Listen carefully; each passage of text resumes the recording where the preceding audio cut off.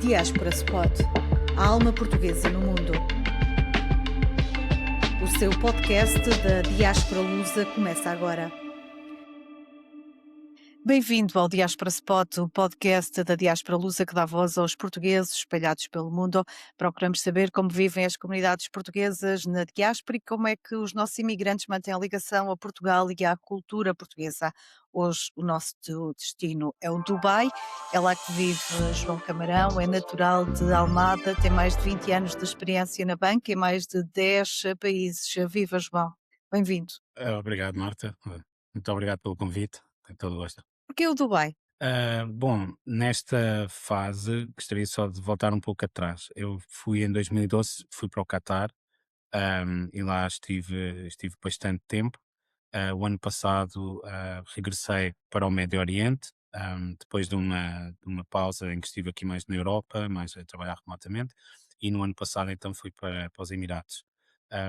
E então, qual é a razão dos Emirados e a razão um pouco também do Médio Oriente, onde tenho mantido contactos também com a Arábia Saudita, com diversos projetos lá, mas tem que ver aqui com várias situações. Não são só prós, há sempre prós e contras, como eu costumo dizer, mas eu creio que, evidentemente, que o facto de ser uma região livre de impostos ajuda a que as condições financeiras sejam melhores, mas há outros fatores que são bastante importantes.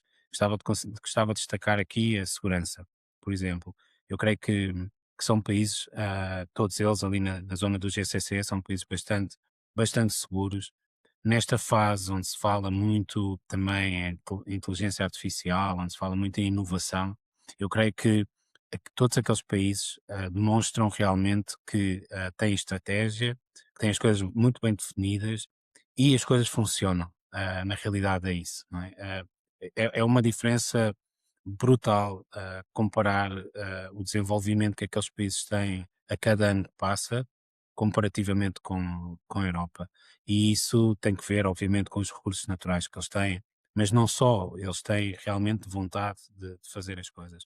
Eu considero que o Dubai e Abu Dhabi, acho que Abu Dhabi até é um pouco mais forte do ponto de vista financeiro, sobretudo alicerçado no fundo soberano que eles têm em Abu Dhabi, nos recursos imensos que têm de petróleo. Mas estes dois Emirados, que são, ou seja, Abu Dhabi é a capital e o Dubai é outro Emirato, né? Portanto, aqui são sete Emirados, Abu Dhabi é um, Dubai é outro, a Asman, etc. Um, portanto, o Dubai, porque o Dubai, não é? O Dubai ofereceu um projeto profissional bastante interessante. Esse é fundamental nesta fase da minha carreira, onde também estou a tentar estou a abrir um projeto individual com mais três sócios. Eles estão baseados no Catar. E portanto, nesta fase faz sentido do ponto de vista profissional olhar para os Emirados, mas indo de encontro à sua questão, acho que há muitos prós. Do ponto de vista dos contras, eu vejo um bocadinho mais a componente cultural. Culturalmente, para mim já não é? Mas quando fui em 2012 para o Médio Oriente, eu confesso nem sequer sabia onde é que era o Catar, exatamente, não é? E E portanto, mesmo. pegando um pouco nas suas palavras, como é que tem sido, como é que foi a adaptação aos Emirados e a estas diferenças culturais que enfim, que estava a referir? Sim, enfim, eu tive, ou seja, eu quando fui para o Catar e mesmo nos Emirados, encontra-se é muito multicultural e portanto, eu quando fui para o Catar, fui para um banco muito grande e muito internacional, onde convivia não muito com os locais no contexto profissional, mas sim foi ali um choque, porque imagine, coisas simples como falar com as mulheres, como falar com elas, quando elas estavam com a cara tapada ou quando não estavam com a cara tapada, e portanto essa questão era sempre, depois não sabia que se era Mrs, se era Miss, ou seja, foi e saber se tratava pelo primeiro nome, pelo nome, portanto essa componente era difícil.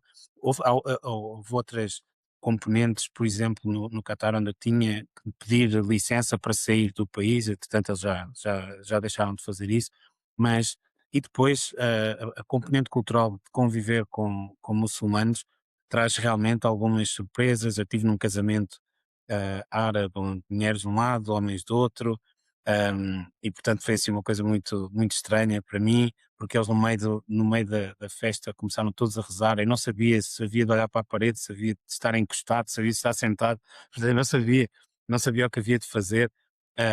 Tive uma situação também curiosa com muçulmanos, que foi uma situação muito, muito caricata, que foi no meio de um churrasco que eu estava a fazer com pessoas internacionais, não sabia que estava lá uma pessoa da Malásia que era muçulmana e, portanto, eu num gesto de português, olha, tenho aqui umas coisas e tal, pronto, e ofereci-lhes um bocado de chouriço, então tive um problema muito chato até que envolveu polícia, porque oferecer a carne de porco a um muçulmano não é bem visto. E, portanto, no Dubai, as coisas já são um bocadinho mais abertas, mesmo mesmo quando uma das coisas que nós sentimos e que se ouve falar muito é o Ramadão, não é? Como é que as pessoas vivem no Ramadão? E sobretudo para nós, como é que nós vivemos no Ramadão?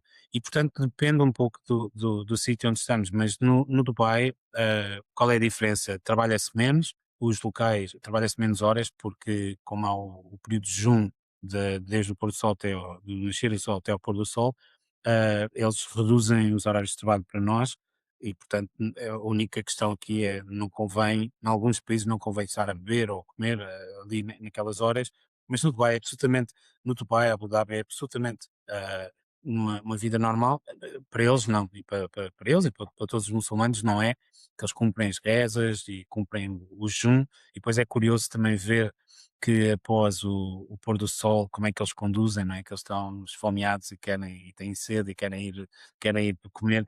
E, portanto, é preciso ter cuidado a conduzir após o pôr do sol. E, portanto, parece que há ali duas fases do dia durante o Ramadão.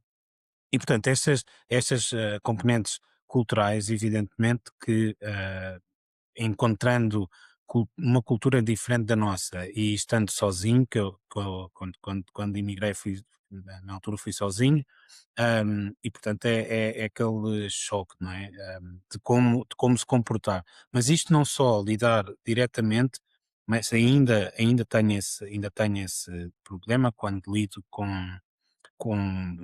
neste caso, com Emiratis, que são muito perto da família real, como é que me devo dirigir a eles, e portanto, o tom da nossa comunicação tem que ser muito cuidada e coisas que para nós são absolutamente normais e num contexto mesmo profissional, às vezes adotamos alguma postura mais informal ali é preciso ter um pouco cuidado porque eles podem levar as coisas a mal e, e trazer-nos problemas graves, não é? Portanto, o conceito cultural é a parte mais desafiante que eu Certo. diria que encontrei. Depois, do ponto de vista pessoal, há algo que me perturba porque eu dou-me muito mal com o calor e, portanto, há ali 4 meses que são absolutamente surreais com o calor e, portanto, só se está bem com o ar-condicionado ligado. Portanto, é desafiante, ao mesmo tempo é experiência, convive-se com pessoas de todo o lado do mundo. Eu tive com pessoas até do Vanuatu, que eu nem sabia onde é que era, que teve-me a explicar que é uma ilha no Pacífico, e portanto eu tenho tido a felicidade com já, já ter estado em mais de 50 países, não é? Mas num contexto profissional, neste momento, talvez 13, 14 países, agora não tenho assim de cabeça, mas 13, 14 países, onde estive envolvido em imensos projetos, em imensos desafios, desde a Ásia, desde a África, países como o Sudão ou o Sudão do Sul, que mais uma vez ir ao Sudão ou ao Sudão do Sul é preciso ter muito cuidado. E dessas experiências todas, qual foi a mais marcante A até mais agora? marcante foi a mais marcante foi o Sudão do Sul. Porquê? Hum, o Sudão do Sul é um país, ou seja, o que acontece é que existe uma guerra já de há muitos anos do Sudão, entre o Sudão e o Sudão do Sul, porque o Sudão do Sul é católico e o Sudão são muçulmanos.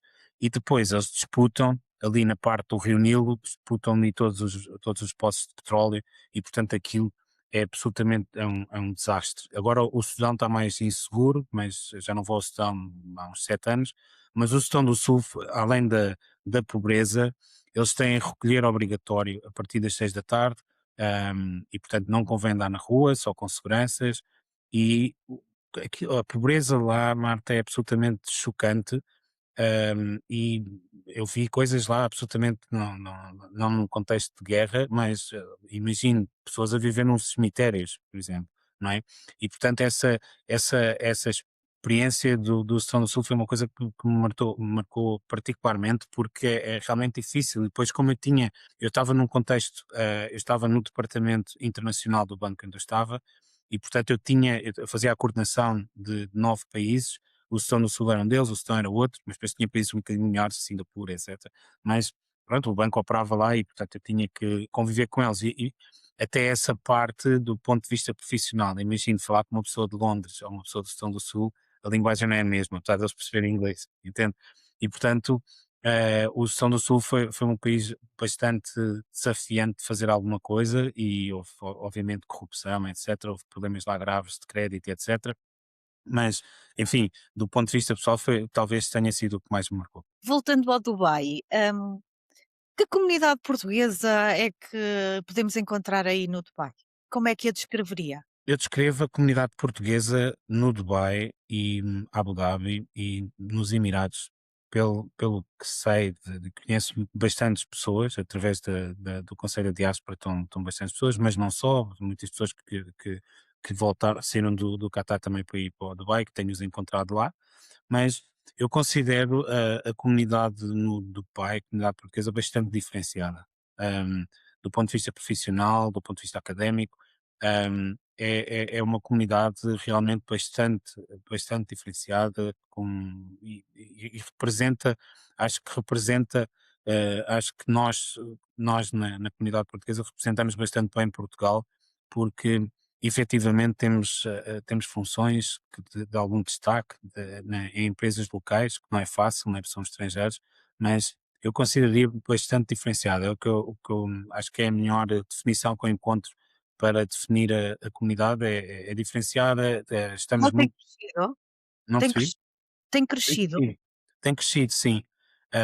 Tem crescido, e portanto, eu vejo isso, não através do Conselho de Diáspora, mas vejo isso, nós temos um grupo de portugueses no WhatsApp e portanto vejo bastantes pessoas a ser adicionadas quase numa base semanal.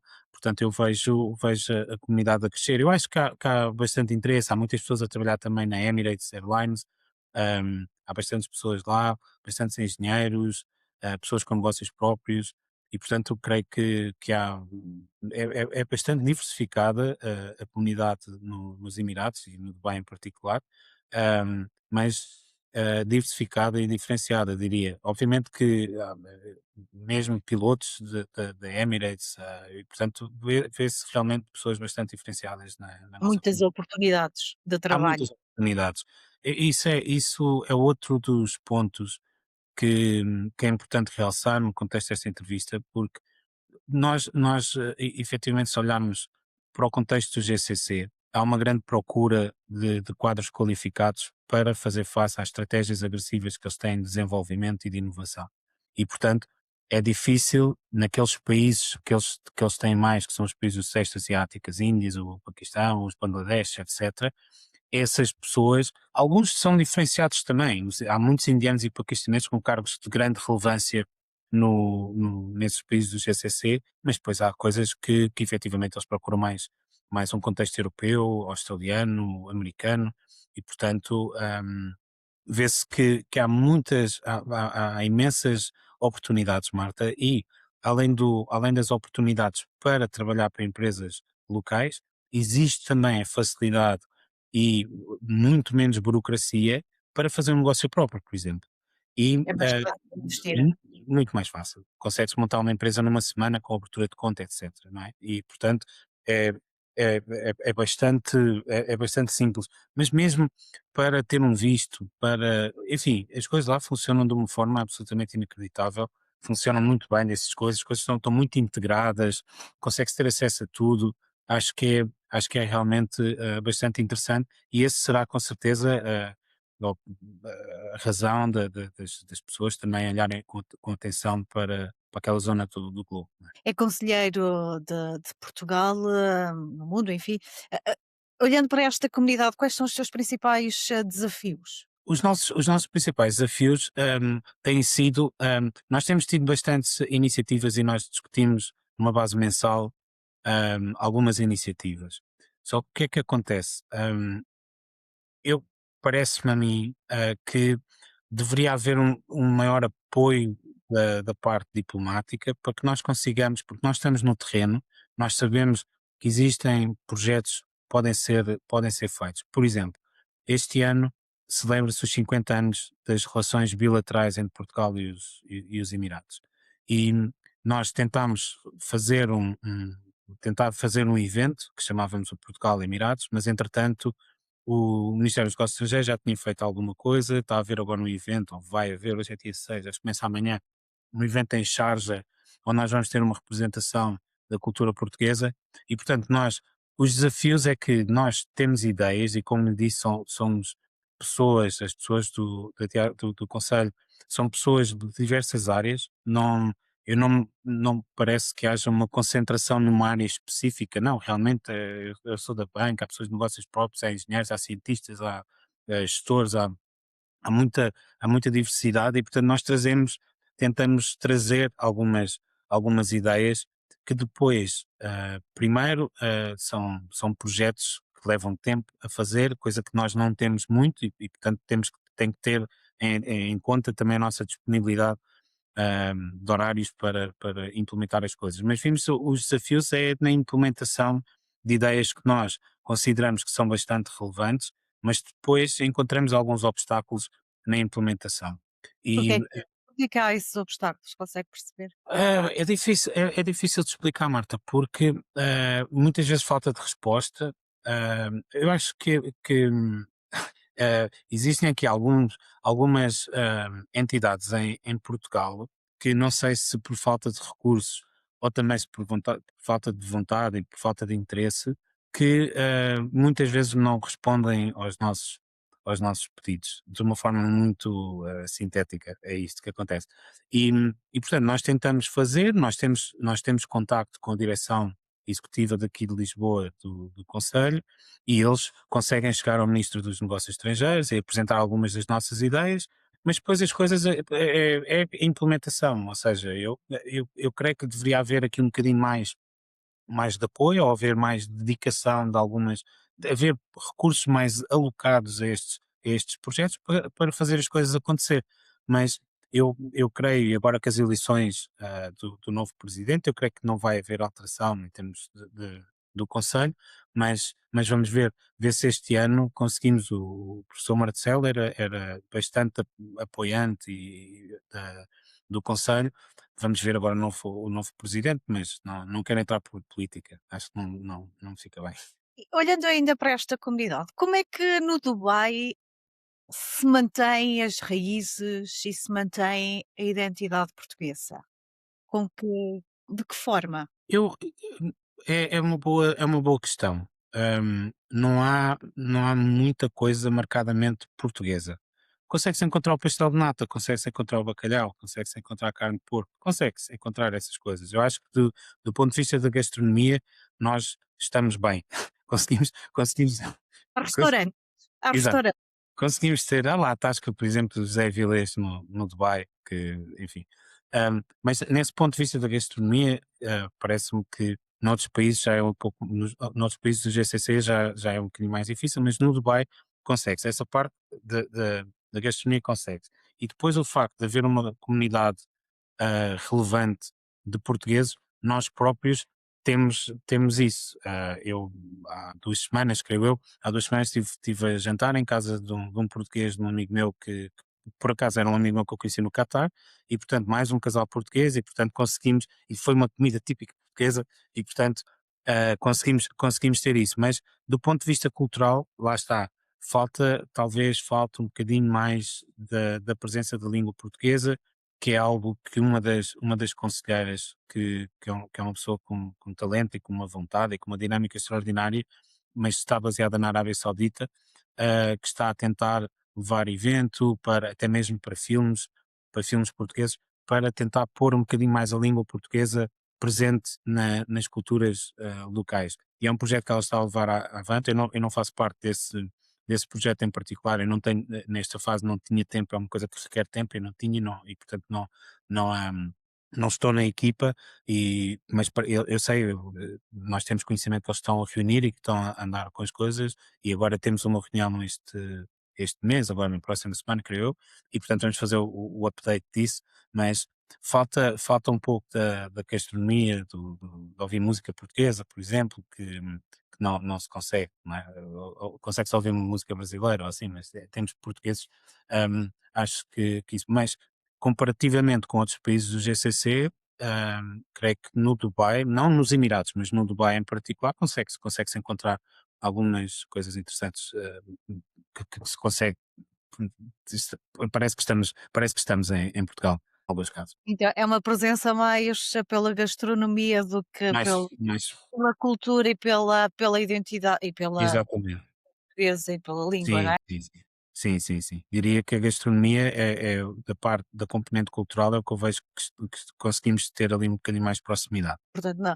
Se lhe perguntar se tem alguma saudade de alguma coisa em Portugal, tirando a família, pronto, porque essa parte, acho que todos os imigrantes sentem falta da família e dos amigos, mas, diria o que é que apontaria? Hum, Bem, eu, por exemplo, o Oceano Atlântico, sabe? Tenho uma paixão imensa pelo mar, desde que me lembro, não é?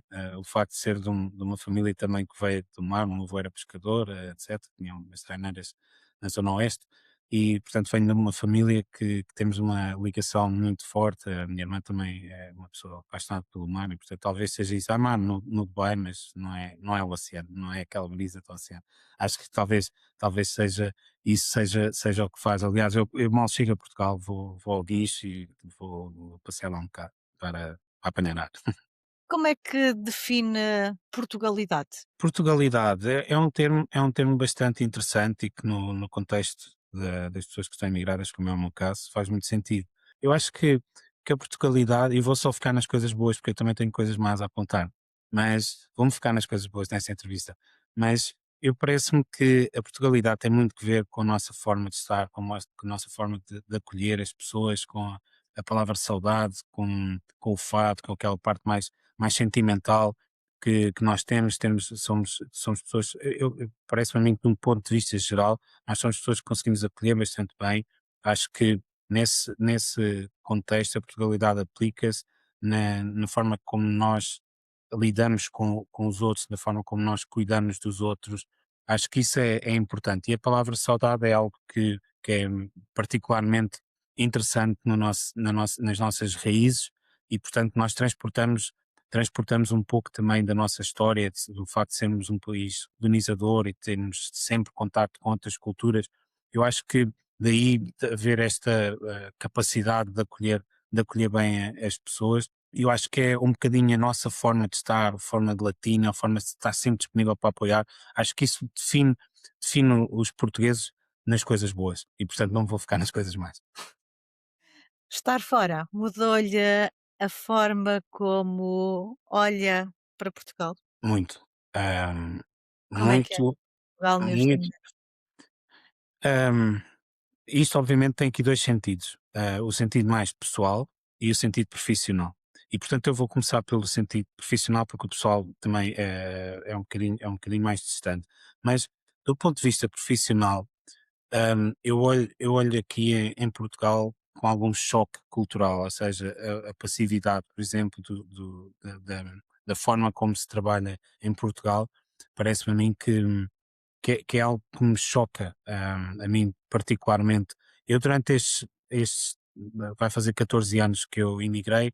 Houve apenas um ano em que foi no ano da pandemia, em abril de 2020. Eu voltei a Portugal e estive um ano a trabalhar numa das grandes empresas portuguesas, e foi mesmo um ano, e ao fim de 6 meses eu quis sair. Eu tive um choque cultural com as aprovações, com o senhor doutor, com o senhor engenheiro. As coisas levam imenso tempo para acontecer. E portanto, com a experiência internacional que eu tenho, que muitas vezes temos que decidir num dia ou dois, coisas que aqui se calhar levam de 6 meses para decidir, e portanto as coisas são monitorizadas para fazer acontecer. E aqui há um bocadinho uma expressão que os franceses usam, que é uma expressão francesa, mas que eu por acaso gosto particularmente, que é o laissez-faire.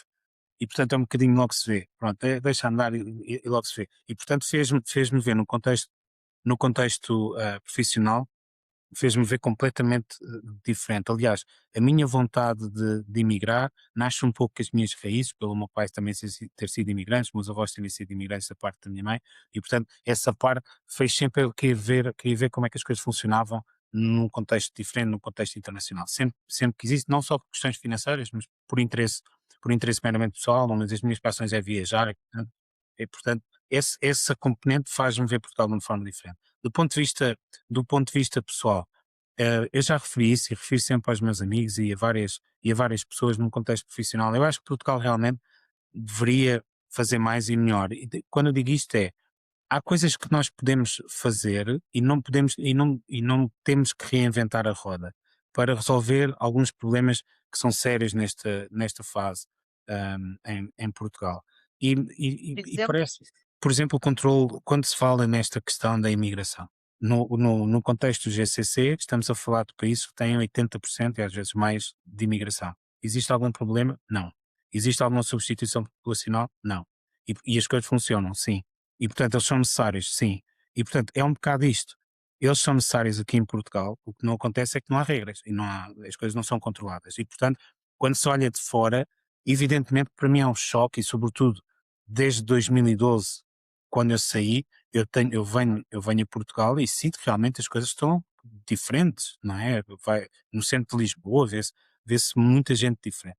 E eu, como eu não queria entrar muito por aqui para não ser conotado com nenhuma parte política, mas eu acho que do ponto de vista pessoal há muitas coisas que eu vejo e que já experimentei, que já experienciei, que funcionam em países desenvolvidos. Nós olhamos para Singapura, por exemplo, é outro país em que as coisas funcionam perfeitamente.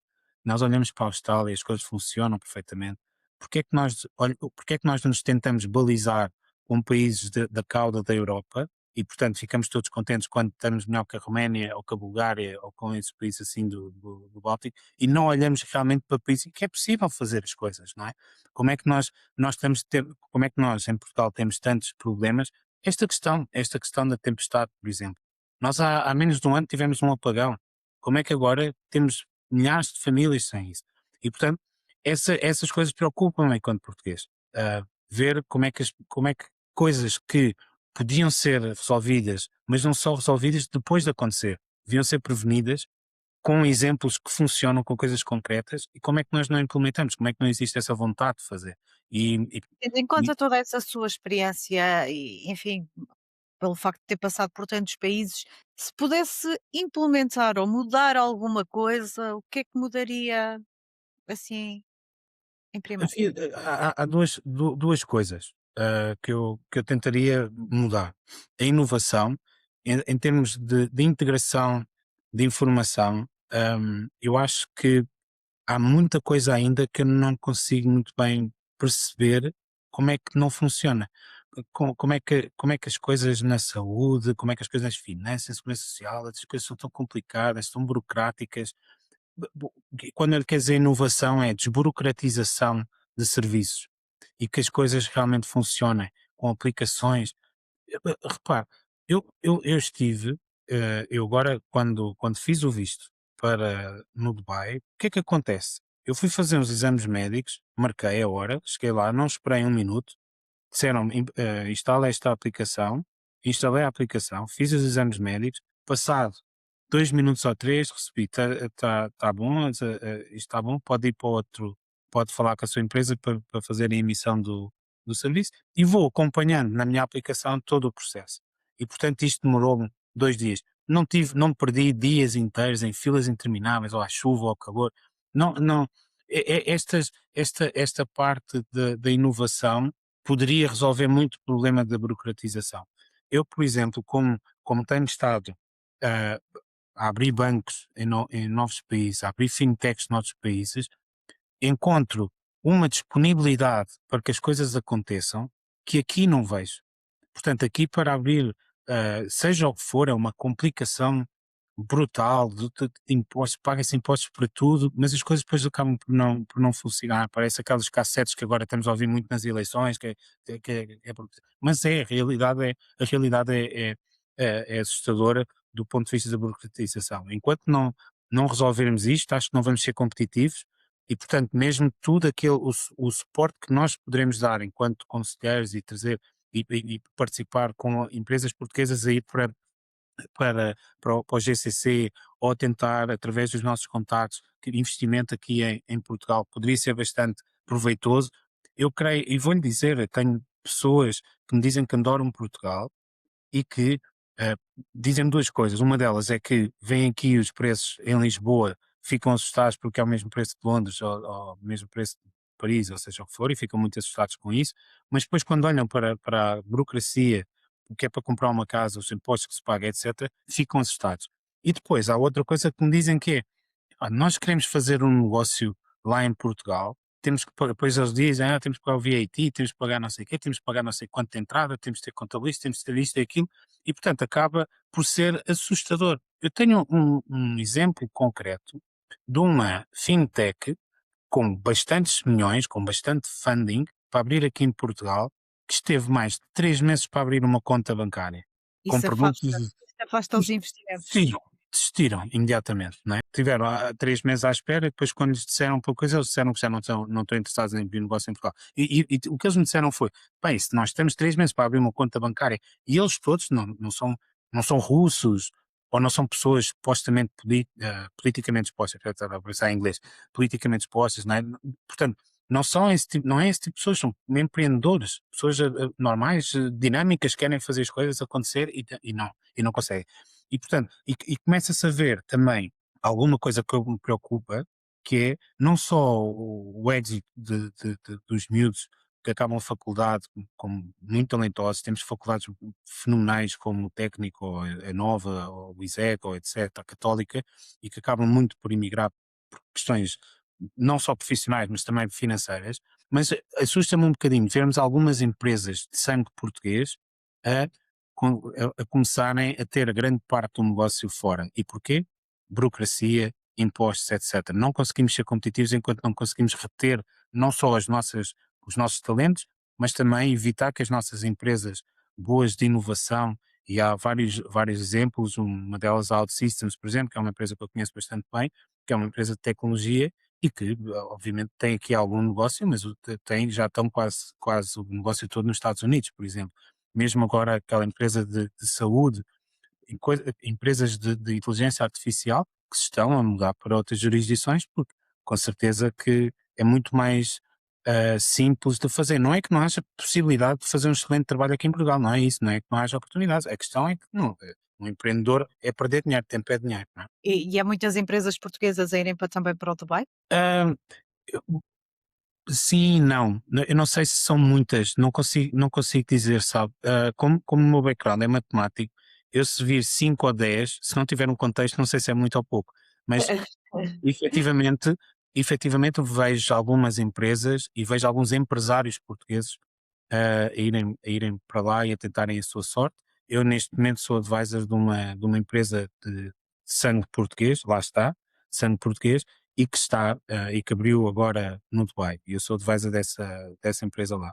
Portanto, é, vê-se algumas coisas, não lhe consigo é quantificar se é muito ou pouco, não tenho essa noção.